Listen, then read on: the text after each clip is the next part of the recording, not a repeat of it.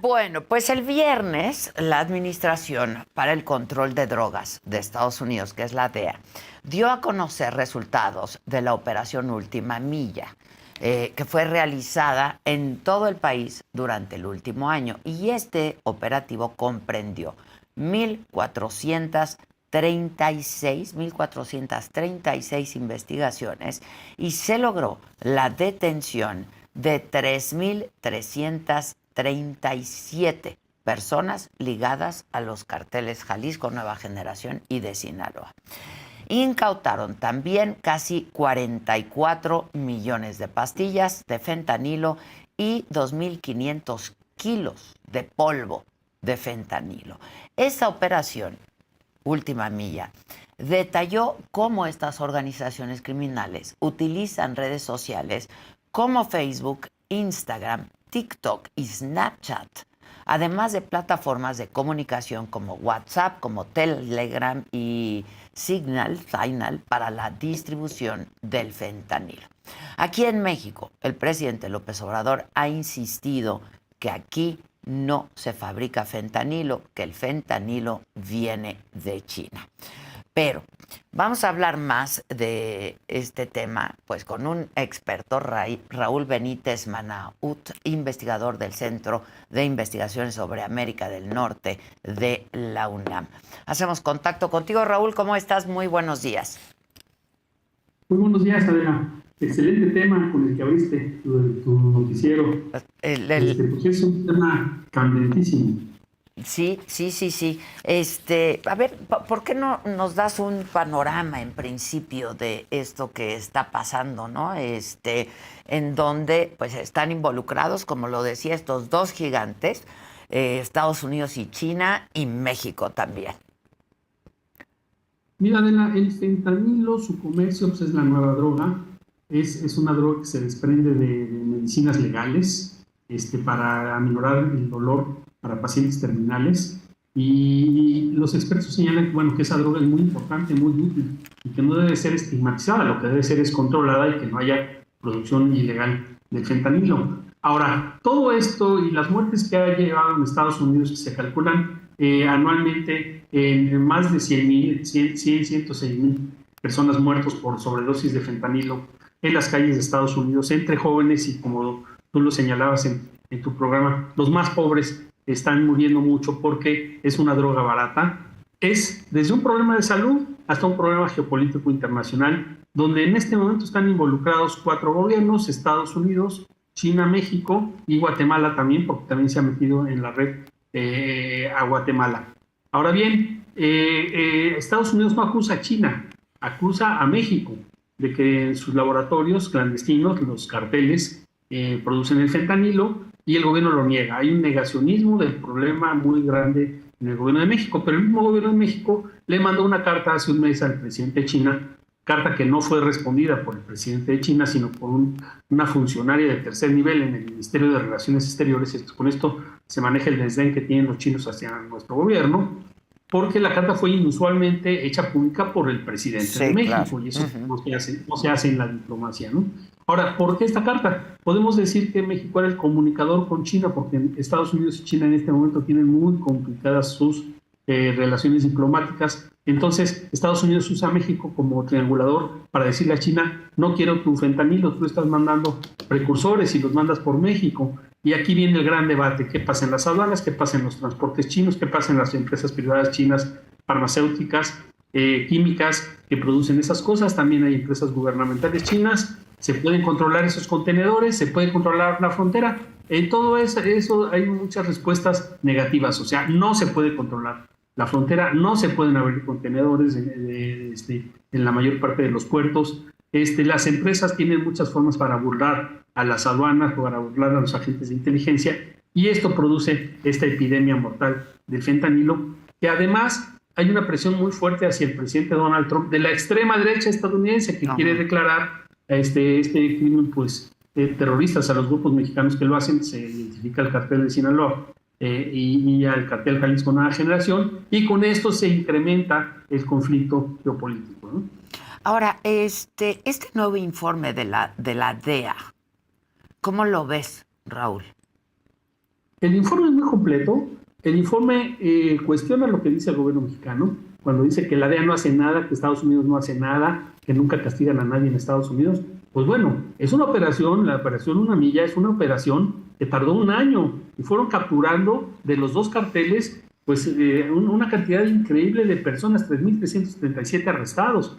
Es lo que se llama trabajo para desmantelar redes, no capturar individuos, sino redes. Y el gobierno de Estados Unidos y la DEA, aduanas también, Customs and Border Protection, pues están detectando que son las dos grandes organizaciones, Jalisco y Sinaloa, las que se están peleando por la distribución de esta droga en las calles y que sí lo fabrican en México. No nos puede decir el presidente o sus funcionarios que no se fabrica en México. Los precursores entran, el mismo presidente lo reconoció al mandarle la famosa carta a Xi Jinping, y entran y aquí lo transforman para el producto final, para las píldoras y el polvo de fentanilo. Y como tú lo señalas, es una droga de poco volumen, muy fácil de transportar, ya cuando está hecha a pastillas. Cruzarla en la frontera es muy fácil. ¿Cuántas personas cruzan al día la frontera entre Tijuana y San Diego? Sí, claro. Estamos hablando de 300,000 personas legales, diarias, no ilegales ni nada por el estilo, legales. Y se meten en una bolsita de fentanilo en el pantalón y la venden al otro lado, le dan a un chico 100, 200, 300 dólares por el favorcito. Ese muchacho entra y sale todos los días porque va a estudiar o porque va a trabajar, y esas píldoras es muy difícil de ser detectadas por perros hueledrogas y por las aduanas. Ahora, ¿en México se produce o no el fentanilo, Raúl? El presidente negándolo todo el tiempo, pero incluso ha habido desmantelamientos de laboratorios de fentanilo en México, ¿no? Ha habido muchos desmantelamientos de laboratorios en México, desde Culiacán hasta montañas de Jalisco y Nayarit, por el Ejército y por la Marina. Los militares saben perfectamente que ellos trabajan en eso. Están combatiendo el fentanilo para ser usado como droga, no el fentanilo legal para ser usado como químico, que se usa desde hace mucho tiempo por farmacéuticas y se vende muy controlado en hospitales especializados. Por ejemplo, aquí en el Instituto Nacional de Cancerología hay fentanilo en medicina, pero está súper mega controlado. Sí. Y es importante no sacarlo de circulación, no estigmatizarlo, porque es un gran aliviane junto con la morfina para los enfermos terminales y sus dolores de cáncer principalmente, ¿no? Entonces, se está estigmatizando, pero sí se produce fentanilo en los laboratorios de las montañas e incluso en los alrededores de la ciudad de Culiacán, en los laboratorios La Sedena. Ahora, esto de que el presidente lo esté negando, ¿por qué? ¿Cómo lo lees tú, Raúl? Porque el presidente niega todo lo que le suena que es negativo hacia México. Evidentemente no puede controlar a los carteles de las drogas, pero él no lo quiere reconocer. No quiere reconocer que trafican fentanilo, que reciben el fentanilo en Lázaro Cárdenas y en Manzanillo, en los puertos, y que en algún contenedor de estos grandes que transportan automóviles y otros productos hay una cajita con precursores químicos, con los precursores químicos para producirlo, y luego aquí le agregan pues todo lo que hacen para calentar los recipientes donde fabrican el producto final de fentanilo empastillado. Entonces hay muchos laboratorios, pero el presidente no puede negar que la Marina, por mucho que hace un esfuerzo, no puede abrir todos los contenedores. Nadie puede abrir todos los contenedores en una operación de comercio internacional en ninguna parte del mundo. Estados Unidos, los contenedores que pasan por el principal puerto de ferrocarriles, por ejemplo, Nuevo Laredo, puede abrir solo el 1% de forma azarosa. Y de repente tienen golpes de suerte, entonces operan en base a inteligencia, información que les dicen que en tal contenedor alguien puso tal droga y van derechito sobre eso. Pero así al azar es imposible. La Secretaría de Marina no es abre contenedores, está trabajando, ayudando a aduanas de la Secretaría de Hacienda, pero no pueden hacer todo eso, porque si tú detienes el comercio, se genera un caos económico, se rompen las cadenas de comercio y producción, lo que se llama en inglés supply chains, para que funcione la economía de un país. No se puede. Entonces tiene que ser con operaciones de inteligencia. Ahora, los chinos, pues se ve que no tienen mucha cooperación en inteligencia con México, porque México está casi rogando a China, infórmame. Y China tampoco tiene una operación de inteligencia en saber qué empresas están haciendo eso. Entonces es un circuito donde Estados Unidos, México, China e incluso Guatemala, porque a veces lo andan triangulando, pues están siendo y reconociendo que no pueden controlar ese problema y al final de cuentas acaban siendo los muertos en Estados Unidos. Claro. Ahora, ¿qué papel juegan los chapitos en todo esto? Los chapitos, pues parece ser que son los que ha identificado la DEA, esa agencia tan estigmatizada por el gobierno de México, fundada en 1973, y que fue la que persiguió al primer gran narco mexicano que manejaba el cartel de Guadalajara, Caro Quintero. Esa agencia que dice que interviene por todo México, que seguramente lo hace, y no va a dejar de hacerlo, porque tiene muchas formas de registrar agentes, de actuar y todo eso, para tener éxito en sus operaciones. Esa agencia detecta que los chapitos, o sea, la fracción del cártel de Sinaloa dedicada al fentanilo, pues este nuevo negocio lo están haciendo los hijos del Chapo Guzmán. Pues ya sabemos que el Chapo Guzmán era muy prolífico, tenía muchos hijos, y entonces, pues con esto, sus hijos están estigmatizados por la DEA y están detectados como responsables. En el cártel de Jalisco no ponen nombres, pero pues todos sabemos que Nemesio Ceguera, que es el jefe del cártel, no ha sido capturado, y este negocio es un buen negocio y también se ha identificado a ellos como responsables. Oye, es un buen negocio, deja ganancias multimillonarias, entiendo, ¿no? El fentanilo. Sí, las pastillas son muy baratas, en Estados Unidos están entre 5 y 10 dólares, y con los costos que tienen las cosas en Estados Unidos, es lo mismo que cuesta una Coca-Cola. Exacto. Entonces, yo tengo un amigo que vive en Washington, que tiene un hijo de 14 años, que me mandó un correo hace como 2 meses, diciendo que un compañerito de su hijo se había muerto, un niño de 14 años se había muerto por fentanilo, en una escuela de las afueras de la ciudad de Washington, y que estaban en la escuela todos asustadísimos por si el niño ese niño muerto había hecho pues, una especie de red de consumidores entre sus compañeritos. Entonces está expandiéndose por lo barato. Si tú le das $10 a tu hijo para que compre un sándwich, una Coca-Cola, pues a lo mejor gasta 5 en una Coca-Cola y se gasta otros $5 y le dan una pastilla de fentanilo a los traficantes. Es muy barato, a diferencia de la cocaína o de la heroína, que es droga cara para consumidores con poder adquisitivo. El fentanilo está invadiendo las calles de gente humilde, incluso los migrantes, estos que están por atravesar Estados Unidos el día jueves, a lo mejor los carteles se acercan a ellos y desesperados por dinero le dicen, llévame esta bolsita y te doy tanto, ¿no? Sí, todo claro, esto es un problema. Sí. Todo esto es un problema que no pueden controlar los gobiernos, están muy incapacitados, aunque la DEA hace sus esfuerzos. Una operación de esta naturaleza no la conocemos en México. Si no la conocemos, bueno, si empezamos por negar el problema, pues no tendremos nunca este tipo de operaciones, ¿no? Exactamente. Oye, Raúl, a ver, lo que sí no se hace en México, no se fabrican los precursores del fentanilo, ¿es correcto? Es correcto que no se fabrican los precursores, pero se pueden fabricar fácilmente. Es lo que te iba a preguntar. ¿Ves que puedan comenzar a fabricarlos o no les interesa eso? Si se rompe el comercio de fentanilo con China, vamos a suponer un escenario ideal, que los chinos dicen, lo voy a controlar, y lo controlan. Okay. Vamos a suponer este escenario. Pues le van a buscar los carteles farmacéuticas, que se los fabriquen en farmacéuticas o guatemaltecas en Centroamérica. Uno cree que Centroamérica es un lugar súper pobre, sin industria. No es cierto. Guatemala y El Salvador tienen una industria farmacéutica fuertísima. Costa Rica también. Y en México, pues no se diga. Entonces van a buscar quién se los haga. 10 farmacéuticas te dirán que no, porque no quieren violar la ley. Pero habrá una con problemas económicos que dice, bueno, pues yo te lo hago.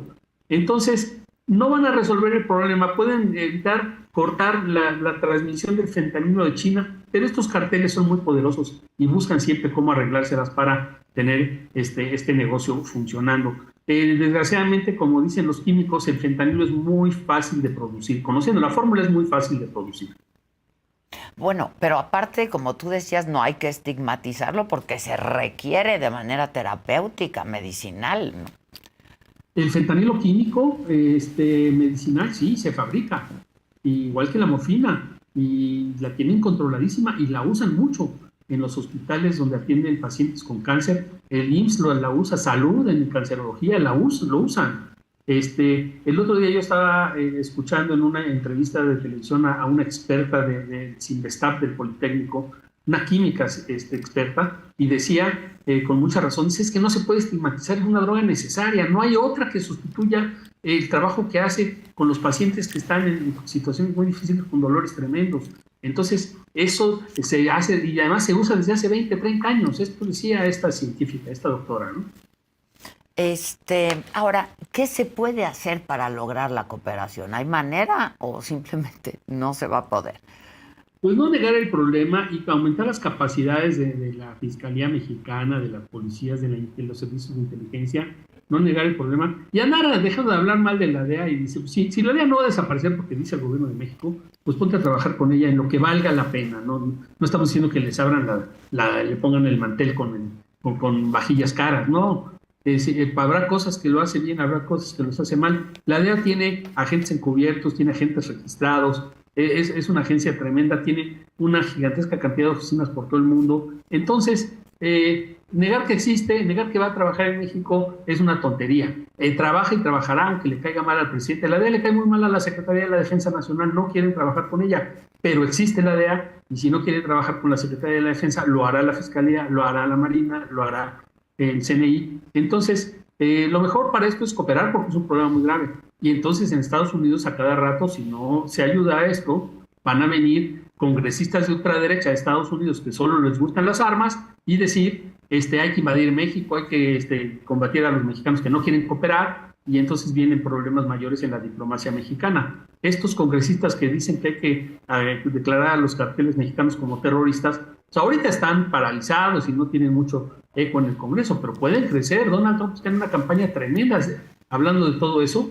Acaba de salir un video de Donald Trump del virus, hablando del virus de los migrantes que está destruyendo la sociedad norteamericana, porque entre otras cosas transporta drogas. Entonces, es un problema geopolítico, político, electoral, internacional. China está de por medio, Estados Unidos está de por medio, México está de por medio, pero lo que no se puede hacer es andar negando las cosas.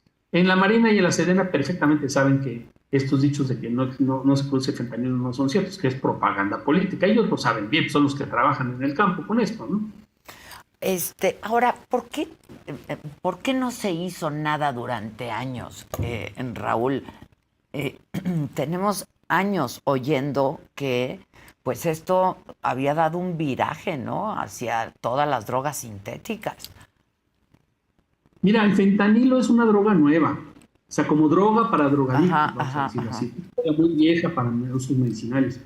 Pero esto empezó a aparecer en las calles de Estados Unidos por ahí del 2013, 2014, 2015. Empezaron a experimentar la demanda que tenía la droga, empezaron a meter las pastillas con fentanilo, los carteles, empezaron a venderla a los traficantes en las calles de Estados Unidos. Sobre todo empezó a observarse su consumo en Pensilvania, en Nueva York, en Washington, en Chicago. Jóvenes andaban deambulando con un comportamiento muy extraño, pierden la razón. Otros, si se pasan de dosis, tienen paros cardíacos fulminantes. Entonces empezaron a detectar que había una nueva droga más allá de las metanfetaminas tradicionales, que son drogas químicas también, o de la heroína, o de la marihuana, o de la cocaína. La marihuana todos sabemos que es droga barata, pero ahora sí que, como se dice por ahí, no mata, por eso la están legalizando. Pero el fentanilo es barato y sí mata. A diferencia de la cocaína, que bien dosificada por los consumidores, además es carísima, pues la compra de gente con mucho poder adquisitivo. E igual la heroína, la que viene del estado de Guerrero, la que provocó la muerte de los 43 estudiantes, desafortunadamente, en 2014, pues eso era tráfico de heroína. Entonces aquí estamos ante un fenómeno nuevo que ha cobrado muchas vidas y que es el principal causante de muertes en Estados Unidos. Estados Unidos está acostumbrado a tratar con otras drogas y lo trata como un problema de salud. Este es ya un problema social donde hay muertos. Entonces, por eso la alarma que tienen y por eso encienden los discursos intervencionistas, militaristas, y le echan la culpa al intermediario que es México. Ya hay gentes de la política estadounidense que están diciendo México no tiene la culpa. Por ejemplo, la ex embajadora de Estados Unidos en México, Roberta Jacobson, que escribe artículos muy interesantes de vez en cuando, ella dice, no tiene la culpa México. Bueno, ahora ella ya no es funcionaria del gobierno de Estados Unidos, pero hace artículos interesantes diciendo, no le echemos la culpa, no inventemos culpables de esto. Todos y nadie tienen la culpa, pero todos tienen su parte de responsabilidad. Ahora, hablabas de esto que te contaba un amigo tuyo, de su hijo, un jovencito, 14 años, me decías, ¿no? Sí. Y lo que es cierto es que está llegando a los niños, a los jóvenes, adolescentes, etcétera, ¿no? El fentanilo, a tal grado que pues hay expresiones ya también musicales sobre esto, ¿no? Que son los famosos corridos tumbados. ¿Qué piensas de esto Sí. tú, Raúl? Porque la culpa no la tienen los jóvenes cantantes o etcétera, ¿no? Mira, los jóvenes estadounidenses son muy echados para adelante, son muy como audaces, quieren probar siempre experimentos nuevos, les gusta experimentar con música nueva, con cosas nuevas y con drogas nuevas. Entonces, son muy echados para adelante. Las familias estadounidenses no tienen el concepto tan cerrado, tan unificado de la familia mexicana con valores religiosos y todo eso. En Estados Unidos eso es raro verlo y los papás trabajan y cuando eres una familia humilde, en Estados Unidos es increíble cómo trabajan los migrantes o los que ya son residentes, pero que la mamá trabaja, tiene 3 trabajos, el papá 2, Sí. salen desde las 6 de la mañana, no pueden cuidar a su hijo, van a la escuela, estos hacen lo que pueden o lo poco que pueden y a mí me da mucha tristeza que te platican anécdotas esas que los maestros no saben qué hacer con muchachos que llegan totalmente. Sí. ¿Qué se cortó? Pues sí, como decía, estábamos hablando con Raúl Benítez Manaut y dice, pues sí, los jóvenes llegan completamente drogados, ¿no? Es un problema muy serio que debe primero reconocerse y luego atenderse. Le agradecen de mi parte a Raúl, por favor. Es un experto en estos temas, investigador, en fin, y tiene que haber un reconocimiento de esta problemática. Y ahora, pues, con todo el proceso electoral, tanto en México como en Estados Unidos, pues este tema tiene que ver y tiene su impacto. Y entonces, pues todo el mundo niega su aportación y su contribución a este problema tan serio que se está viviendo. En contraste, aquí en la mesa nos quedamos con ganas de ir a la feria de Aguascalientes. ¿Así lo tienes? Ah, buenísimo. Raúl. Sí, adelante. Ya estamos. Creo Tenemos problemas de comunicación, sí, no pero te a la hora. preocupes. Estás por teléfono ahora, ¿no? O No, seguimos no, por Zoom. seguimos por. Seguimos por Zoom. No te preocupes. Quería agradecerte y además comentar que el proceso electoral, tanto en México como en Estados Unidos, pues sí, es una consideración sobre el tema, ¿no? Mira, los procesos electorales desafortunadamente en México y Estados Unidos están cobrando visos inesperados en la política antes. Se vienen posturas nacionalistas fuertes.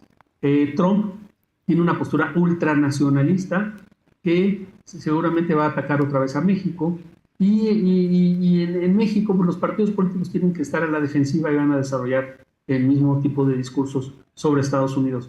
Acuérdate que las campañas electorales son campañas donde se afianza lo nacional y en México pues tenemos nacionalismos fuertes en todos los partidos políticos y se viene el año 24 muy duro en discursos antimexicanos y en México muy duro en discursos antiestadounidenses y eso no ayuda a la cooperación. Tenemos que tener las puertas abiertas para cooperar y trascender lo político, lo transpolítico para lo técnico. O sea, que haya cooperación de agencias judiciales, de agencias de inteligencia. Si no, esto va a ser el cuento de nunca acabar y nos van a estar echando todos los males que vienen de China y los chinos van a decir, bueno, tú te estás peleando con Estados Unidos y tienes pocas capacidades para controlar las cosas. Entonces, esto tiene el peligro con la cercanía de los procesos electorales de que se refuercen los nacionalismos, se echen en cara todas las cosas malas de todos y entonces vamos a ver, ojalá y no suceda así, pero se ve venir una campaña muy dura. Sí, sin duda. Te agradezco mucho, Raúl. Muchas gracias. Igualmente, felicidades por tu programa, Adela. A mí me gusta mucho. Te lo agradezco mucho. Gracias. Bienvenido siempre. Muchísimas gracias. Gracias, Raúl. Pues sí, insisto, un problema serio. Les estaba comentando que en la mesa nos quedamos con las ganas de ir a la feria de San Marcos en Aguascalientes, que ya concluyó, pero quienes sí fueron fue el Jonathan Padilla y Raúl Alba, estuvieron ahí y nos tienen una crónica de lo que vieron y nosotros en la mesa les tenemos una crónica de lo que